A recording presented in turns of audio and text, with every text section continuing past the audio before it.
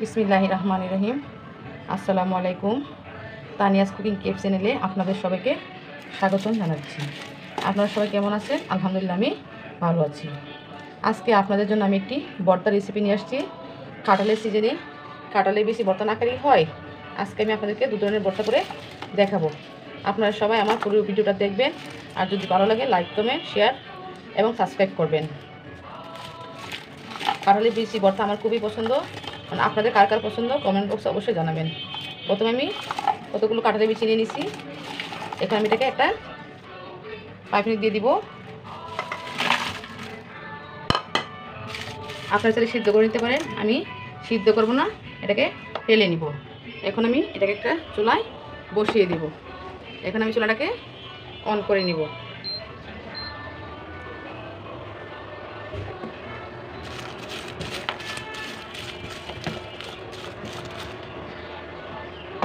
এখানে আমি এটাকে ডেকে দিব। চুলাটাকে একটু হাইটে দিয়ে দিব 5 মিনিটের জন্য। আমি ঢাকনাটাকে নামিয়ে নিব।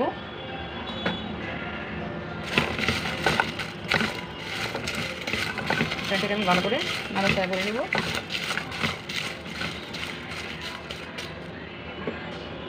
এখানে ঢাকনাটা দিয়ে আবার ডেকে দিব এবং চুলাটাকে লোতে রেখে দিব সিদ্ধ হওয়ার জন্য 10 থেকে 15 মিনিট। ঢাকনাটাকে নামিয়ে নেব। বিচিগুলো ভাজা হয়ে গেছে। এখন আমি এটাকে একটা বাটিতে ঢেলে নিব, রেখে দেবো কিছুক্ষণের জন্য। তারপরে খোসাগুলো আমি ছাড়িয়ে নিব। চুলায় একটি পাইপিং বসিয়ে দিয়েছি। এখানে কিছু মরিচ ভেজে নেব।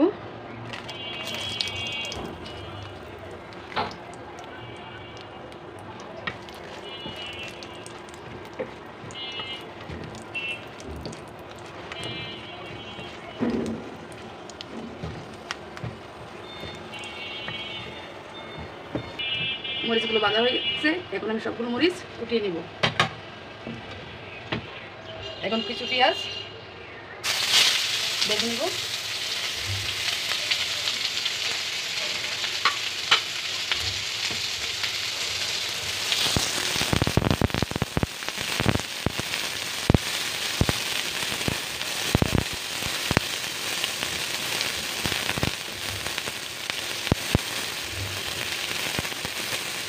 পেঁয়াজটাকে আমি বেশি ভাজবো না, কাঁচা পাতা ছাড়িয়ে নেব।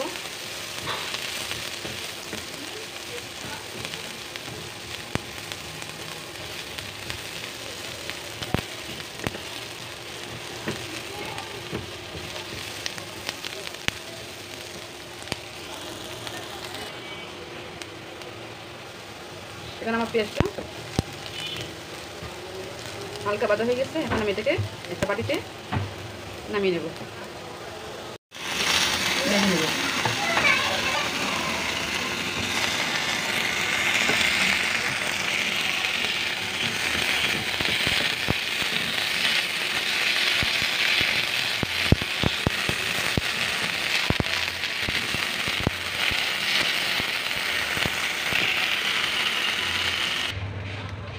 এখন আমার শুটকিটা ভাজা হয়ে গেছে। এখন আমি এটাকে একটা বাটিতে তুলে নেব। এখন আমার ভর্তা সবাই জন রেডি। এখন আমি চলে যাব মূল প্রসেসিংয়ে।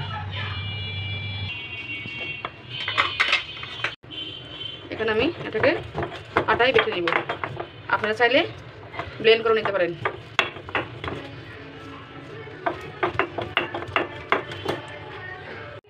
এখন আমার এটা কাটা হয়ে গেছে।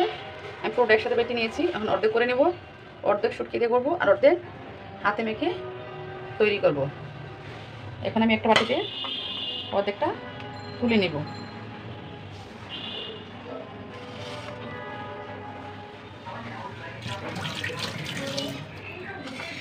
এখন এটা আমার তোলা হয়ে গেছে। এর ভিতরে কিছু মরিচ এড করব। মরিচটাকে এখানে আমি স্বাদ মতো লবণ দিয়ে দিব। মরিচটাকে আমি গুঁড়ো করে নেব।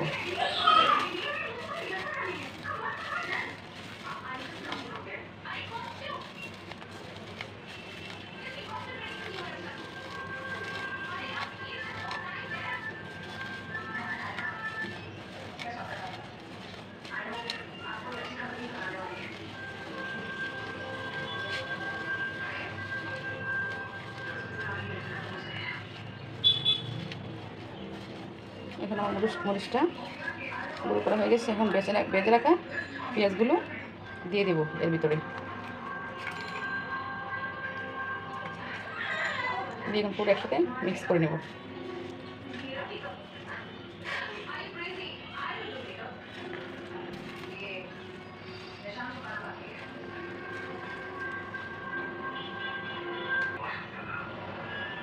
অল্প একটু দিয়ে দেবো সরিষার তেল।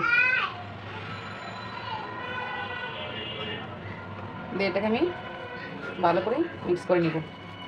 তৈরি হয়ে গেল আমার মজাদার ভর্তা।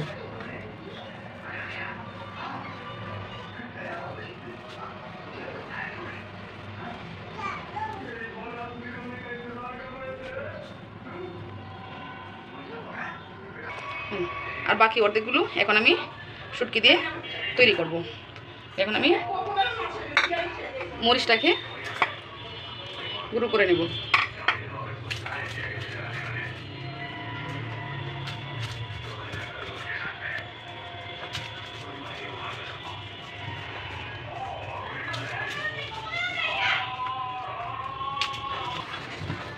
এখন আমার মরিচটা বাটা হয়ে গেছে। এখন আমি শুটকিটাকে বেটে নেব। শুটকিটা আমি বেজে রেখেছিলাম, এটাকে আমি বেটে নেব।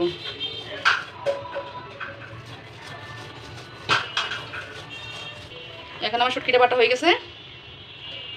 এর ভিতরে আমি কিছু কাঁচা পেঁয়াজ দিয়ে দিব। এখানে থেকে আমি বেটে নেব। এখন আমার পেঁয়াজটা বাটা হয়ে গেছে। পেঁয়াজটাকে আমি একবার মিহি করি নাই, আদা বাটা করে রেখে দিছি। আদা বাটা হলে পেঁয়াজটা খেতে ভালো লাগে ভর্তাটা, তাই আমি পুরোটাকে এখন একসাথে মিক্স করে নিব।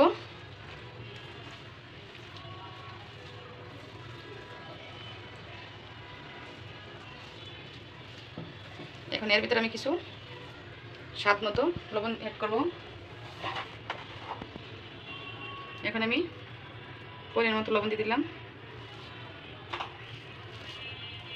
আমি এটাকে ভালো করে মিক্স করে নেব।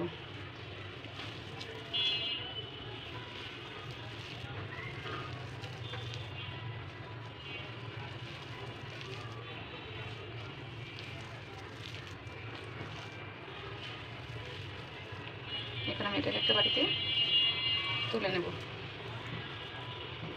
তৈরি হয়ে গেল আমার মজাদার কাঁঠালি বিচি ভর্তা। আপনাদের যদি ভালো লাগে অবশ্যই কমেন্ট বক্সে আমাকে জানাবেন। আল্লাহ হাফিজ।